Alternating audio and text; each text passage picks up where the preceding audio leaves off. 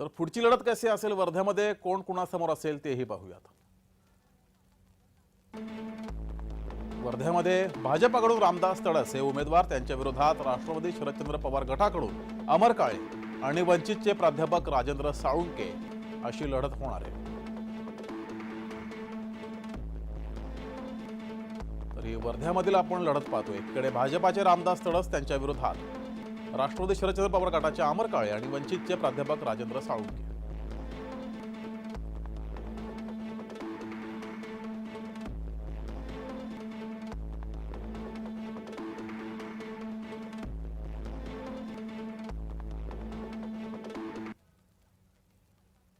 तर वर्ध्याचे उमेदवार अमर काळे आपल्यासोबत थेट जोडलेले आहेत।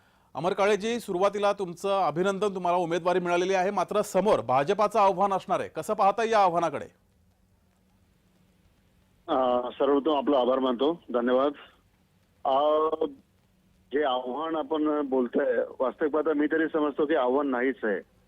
कारण की जेव्हापासून माझं नाव चर्चेमध्ये आलं आणि ग्राउंड लेवलवर मी जेव्हापासून सर्व बघतोय आणि लोकांच्या ज्या काही प्रतिक्रिया आहेत त्या घेतोय, त्यावरनं या 10 वर्षाचा जो हा भारतीय जनता पक्षाचा जो कार्यकाळ राहिलेला आहे याच्याबद्दल प्रचंड तीव्र नाराजी आणि तीव्र असंतोष सर्व मतदारांमध्ये आहे।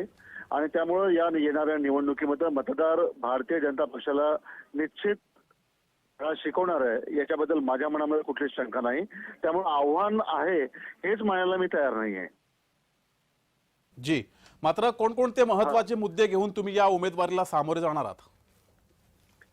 आमचं म्हणजे सर्वात महत्वाचा विषय, 10 वर्षापूर्वी सत्तेवर येण्याच्या पहिले भारतीय जनता पक्षाने या देशातल्या शेतकऱ्यांना, या देशातल्या सर्वसामान्य नागरिकांना, युवकांना जे जे काही आश्वासनं दिलेले होते त्यापैकी कुठल्याच आश्वासनाची पूर्तता मागील या 10 वर्षामध्ये झालेली नाही।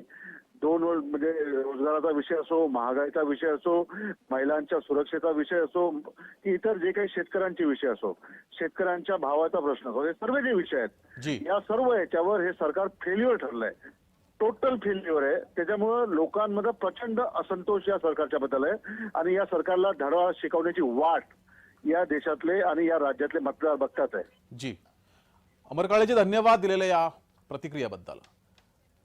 तर राष्ट्रवादी शरदचंद्र पवार गटाचे अमर काळे हे वर्ध्यातून उमेदवार असणारे, समोर असणारे भाजपाचे रामदास तडस।